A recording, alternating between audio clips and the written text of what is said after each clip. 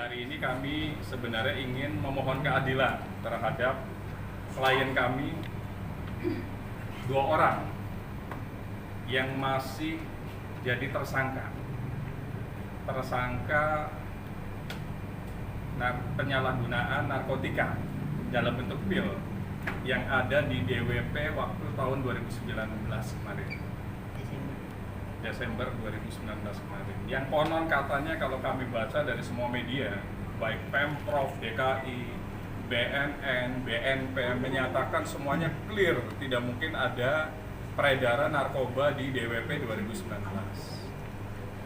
Namun faktanya bahwa ternyata ada transaksi yang cukup masif dan terstruktur dan sistemik yang ada di DWP 2019. Buktinya apa? Konon dugaannya menurut klien kami ada 145 yang tertangkap oleh kepolisian, baik Polda Metro ataupun BNN ataupun BNP. Pertanyaannya, kenapa hanya klien kami yang diproses sampai menjadi tersangka? Mereka berdua sudah ada sekitar 4 bulan sampai 5 bulan di rutan narkoba Polda Metro Jaya tanpa ada kepastian apakah akan ditingkatkan ke tahap 2 atau mau disidangkan atau mau dibebaskan. Kenapa semakin lama di rutan? Ini menurut kami sudah melanggar hak asasi manusia. Kebebasan apapun sudah hilang, apalagi masih muda, masih produktif.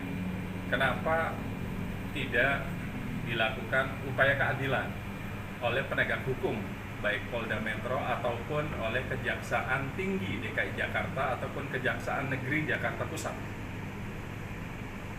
Apakah memang sedemikian keadilan ini susah untuk didapatkan oleh kaum-kaum marginal dan harus melakukan upaya-upaya yang tidak patut agar terbebas dari ketersangkaan ini? Mereka masih muda, mereka selalu aktif komunikasi ke kita datengin juga. Namun mereka juga miris, menangis karena sampai sekarang tidak bisa menghirup udara segar. 4 bulan itu waktu yang cukup sebenarnya kalau memang alat buktinya cukup. Untuk apa? P21 dibawa ke Pengadilan Negeri Jakarta Pusat. Dan ini kita sebagai kuasa hukum sangat miris lagi. Semoga dari preskon ini membuka mata telinga aparatur, baik aparatur sipil di Pemprov terhadap kegiatan DWP, aparatur penegak hukum baik itu kepolisian yang ada di Polda Metro ataupun BNN dan BNP.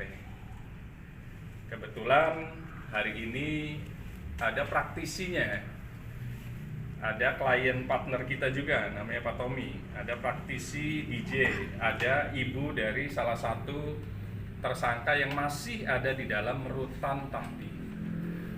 Jadi semoga hari ini bisa membawa dan membuka nurani semua aparatur baik penegak hukum ataupun aparatur sipil bahwa DWP yang katanya clean and clearance ternyata ada peredaran yang masif di sana. Mungkin silakan Mbak Dinar, rekan kami Pak Tommy, nanti Bunda untuk bisa ikut turun rembuk karena ini adalah masalah kita bersama, masalah anak bangsa. Kenapa peredaran ini masih masif? Yang konon katanya clear, tapi kok masih ada saja. Silakan disambung. Silakan begitu. Saya kuasa hukum dari salah satu dua orang ya, sebenarnya dari 5 orang. Ada 5 orang. Nah, ini sampai saat ini tidak ada kepastiannya.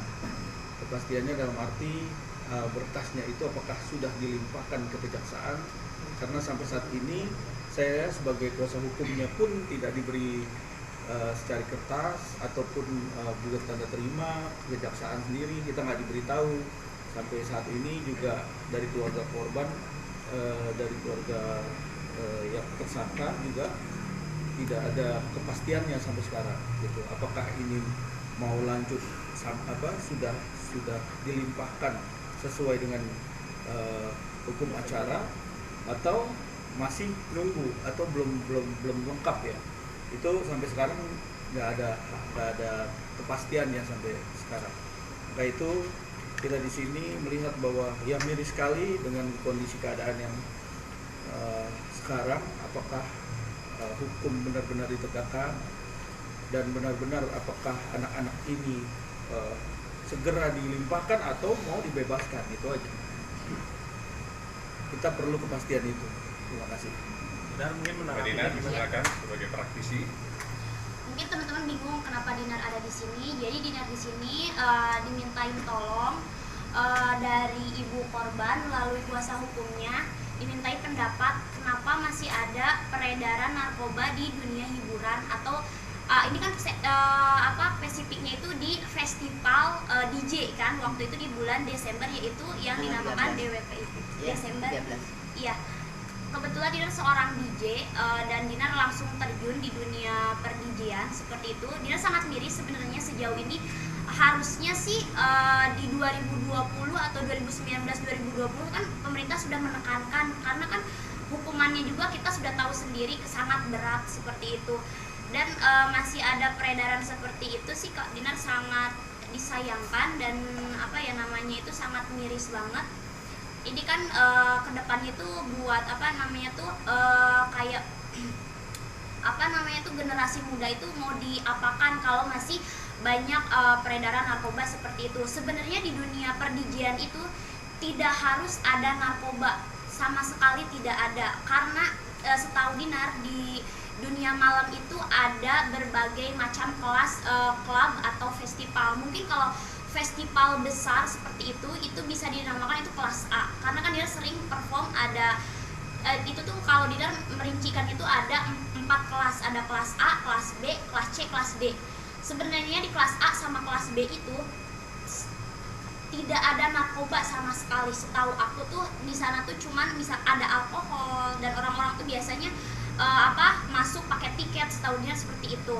Kalau sampai ada narkoba itu biasanya di kelas CD, karena kelas CD itu biasanya tidak terkontrol, atau ya maksudnya tuh kayak kelasnya ece-ece lah kayak gitu, jadi tidak terkontrol.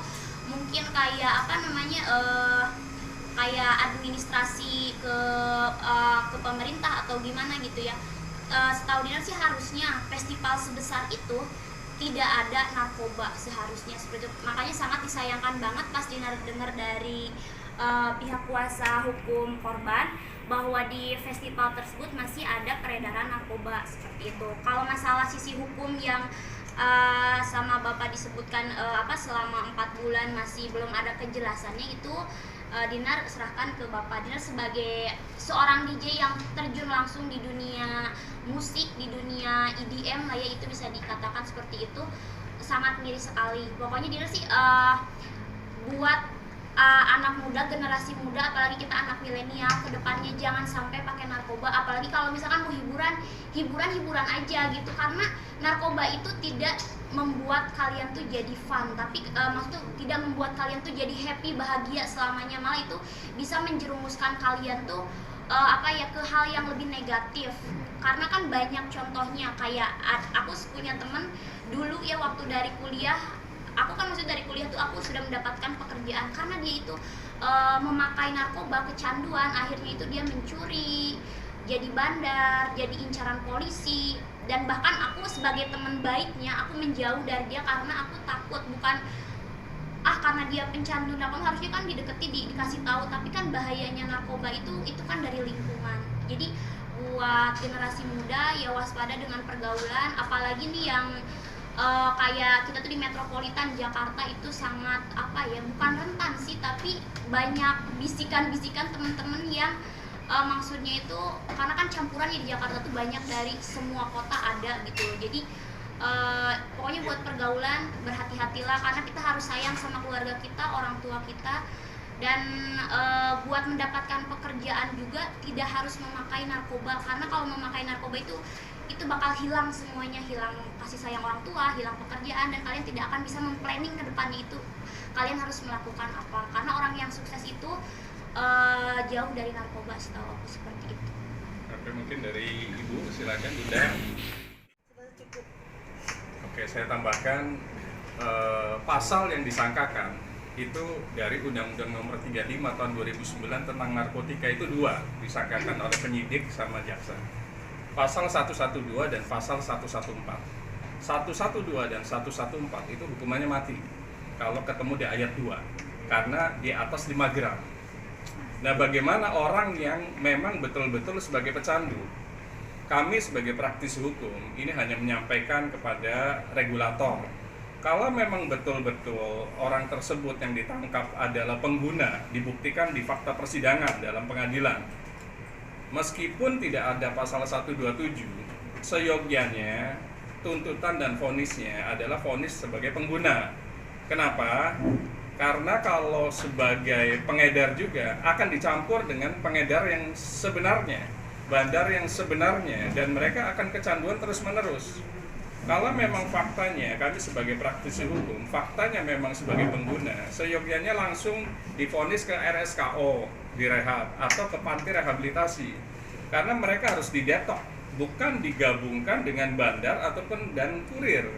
Karena namanya bandar memiliki barang, dimanapun adalah pasar. Nah, kami berharap nanti ke depannya, kalaupun klien kami disidangkan dan memang tidak ada pasal 127, mohon jaksa, mohon kepada majelis hakim agar melihat nurani, karena bagaimanapun ini adalah anak bangsa dan mereka jangan sampai dicampur di satu tempat dengan bandar ataupun kurir. Jadi 127 dan 112 itu hampir sama, cuma 112 itu di atas 5 gram hukuman mati. Kalau 127 di bawah 2 gram otomatis direhab. Tapi bagaimana kalau orang sudah kecanduan? Makanya kemarin dengan PSBB kita sih sebenarnya berharap termasuk bisa mengisolat peredaran narkoba. Kalau tidak ada barang, tidak mungkin ada pengguna.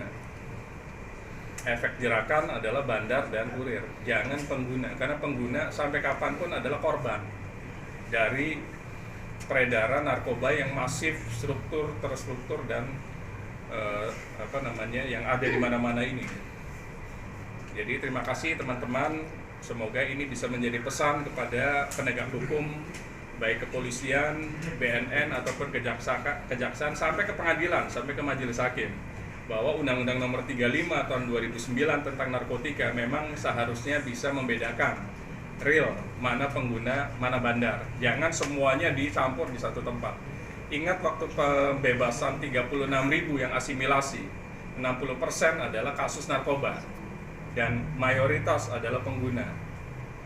Bagaimana sebuah rutan over capacity kalau semua kasus adalah narkotika semuanya?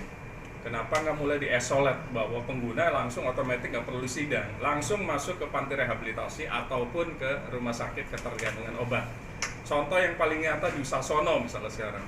Kenapa bisa langsung assess dan direhabilitasi 3-6 bulan di panti rehabilitasi?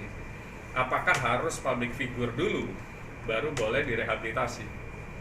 Apakah non public figure tidak boleh?